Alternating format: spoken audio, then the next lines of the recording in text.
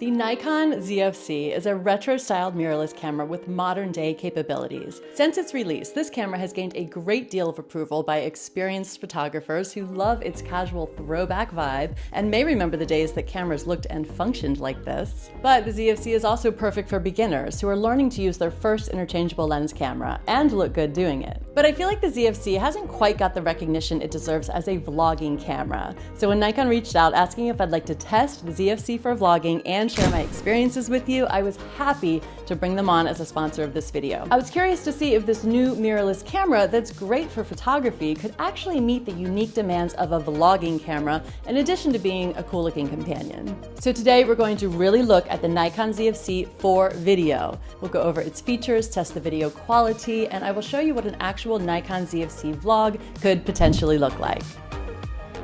Hello my friends, I'm Alicia. Welcome to another video where we dig deep into the art of vlogging. If you're looking to learn how to level up your video content and vlogging skills, then consider subscribing to the channel. So first things first, the Nikon ZFC is clearly gorgeous, and it thoughtfully includes everything the vlogging community typically desires in a vlogging camera. Okay, so I wanted to show you what actual vlogging on the Nikon ZFC can look like as I go over some of the specs.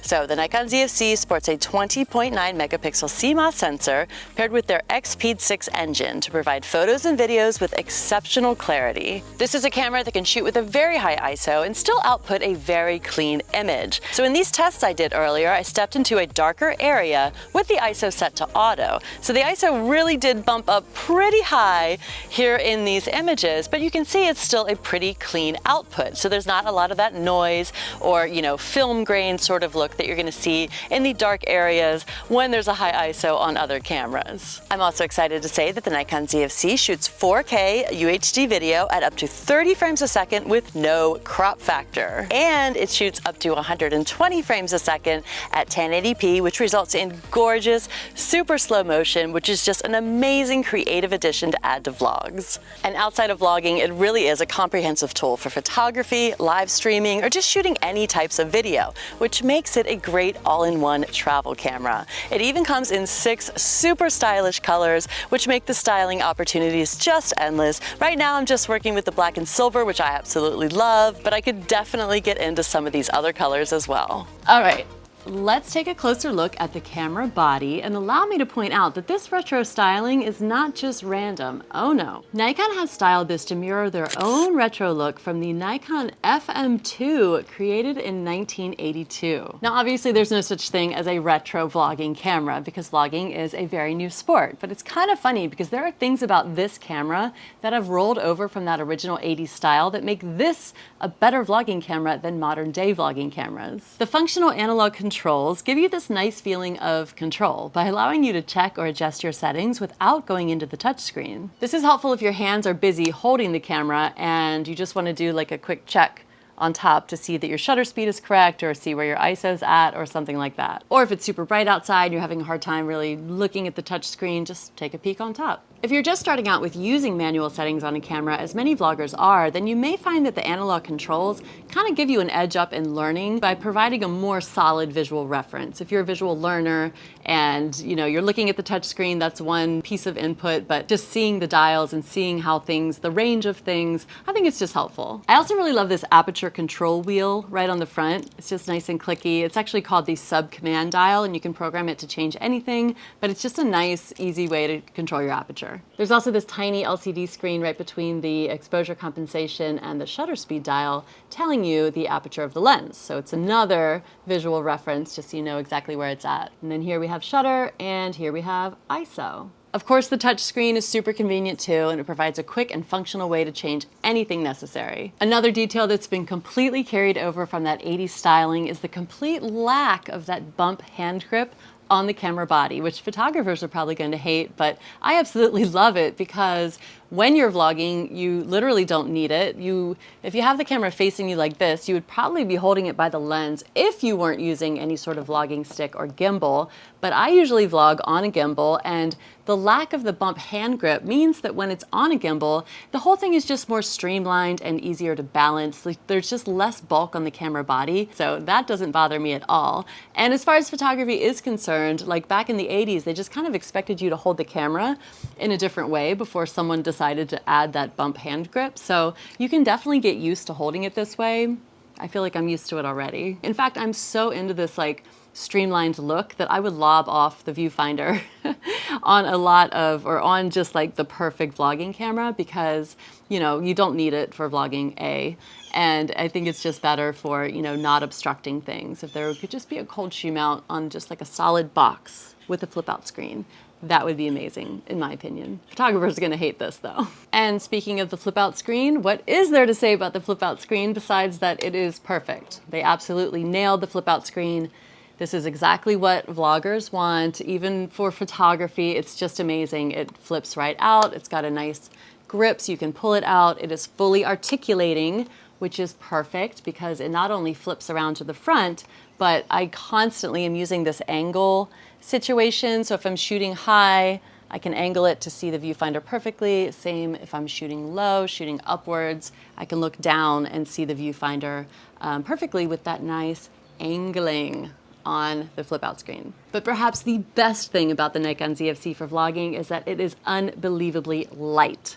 Like every time I pick it up, I think the battery's not inside of it. I'm like, it cannot be this light, especially with the look of it. You would think there's lots of metal going on here and it's like heavy, but it is actually made out of a magnesium alloy frame, which is just super lightweight material. And it weighs just 14 ounces, which is 390 grams. Now, some people I've read online have complained that it's not that heavy metal feel that they're used to, maybe with the throwback cameras or like other cameras, but there is no such thing in my book. The lighter the better, especially when I've got it mounted to a gimbal and there's a mic and I'm holding it out at arm's distance, vlogging, trying to talk and keep my composure without my arm getting shaky. The lighter the better. For travel, the lighter the better, because it's never just the camera. There's always other stuff involved. So if the camera can be light, that is a win in my book. And even the lens that comes with the Nikon ZFC kit is unusually tiny. It's a 16 to 50 millimeter lens, 3.5 to 5.6 aperture with a 46 millimeter thread diameter, which is the smallest I've ever seen.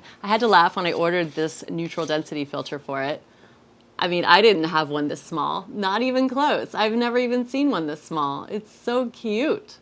It's like the size of my eye. And overall, it's a really great lens. It's got a great range. 16 millimeter is definitely wide enough for vlogging. You can get tons of background in a vlogging shot, or if you want something a little bit closer and not distorted at all, you could come into 17 or an 18. And then for your vlogging B-roll shots or just shots of other things or photography, the 50 millimeter is awesome for more of like an up close and personal look. The look of 50 millimeters is really beautiful, so I love that we have that range. Of course, I do wish the aperture were a little bit larger, but the 3.5 is pretty standard for a zoom kit lens like this. Nikon does have some awesome prime lenses on the market with a larger aperture like a 2.8. I know this 28 millimeter is a popular pick, and I think this 28 to 75 millimeter would be amazing to own as well. It can be in my video. Look how close you are. So that's at 16, that's at 50.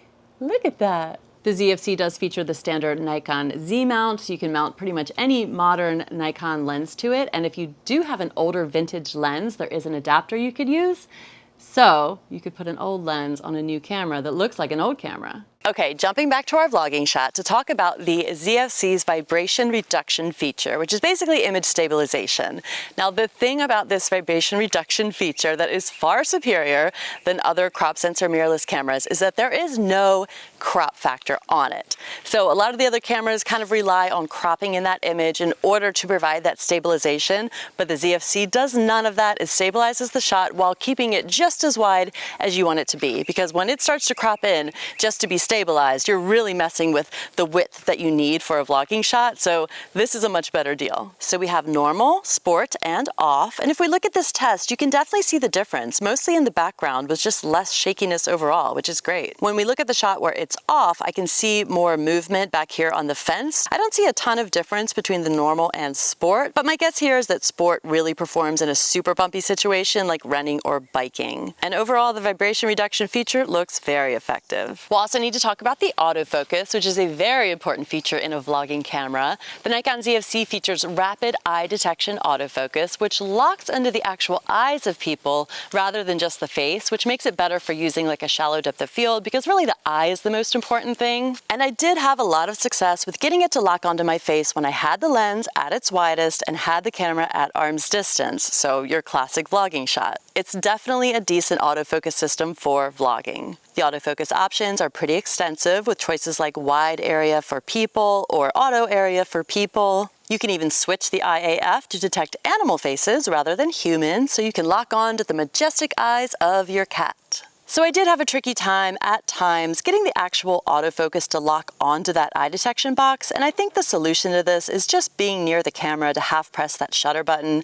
So once the box detects the eye, just half press it and then it will lock on, but this can be limiting if you're not in arm's reach of the camera. I also did have some troubles using the lens at a longer focal length, especially tracking fast moving objects, which is always tricky. This is a contrast-based autofocus system, so it's not the most advanced autofocus system in the world, but again, I do think it works well for vlogging because you are at arm's distance to half press the shutter if you need to. And finally, I have to mention these picture control settings because they are really cool and extensive on the ZFC, more than what you see normally. So the options you normally see are things like neutral, vivid, monochrome, and portrait. But then here we also have creative picture control, which continues down into this whole other menu. I shot Ella's backyard Easter egg hunt in toy mode, which created an interesting look with some interesting color. And honestly, I did this on accident because I was experimenting with the settings when I first got the camera and just kind of left it there. And I think that toy mode wasn't the best option because I missed autofocus on her quite a bit while shooting this, but it was a starting point to start playing around. And I think that if you're one that's not really going to do color grading or not going to do much in post-production, you just kind of want like straight out of camera images to still look cool and creative, then these picture control settings might be a good option for finding like the right look. This one's called Silence, Pure, Charcoal. This one's called Sunday, Denim. This one's called Sepia. Sepia. What does sepia mean? And then 3 quick other things which I think are amazing about the ZFC. Number 1, if you are looking to transfer your images or video quickly to your phone, then there is a Wi-Fi setting. So you can do that via the SnapBridge app.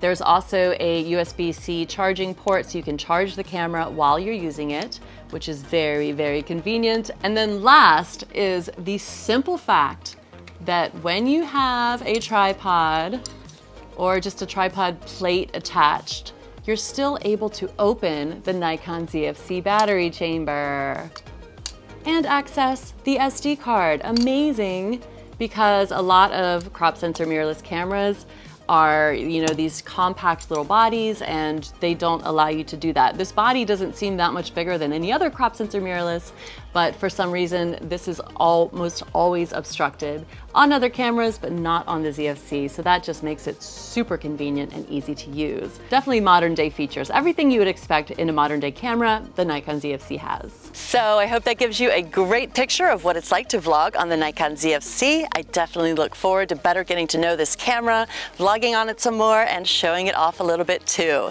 Check the link in the video description below to see it over at Nikon. Maybe order one for yourself. Let me know if you do. I'll be so excited for you. And leave me a comment below if you have any questions about this retro vlogging camera. I would love to start a discussion with you about it. And again, special thank you to Nikon for sponsoring this video. I'm Alicia, and I'll see you guys in the very next video. Bye.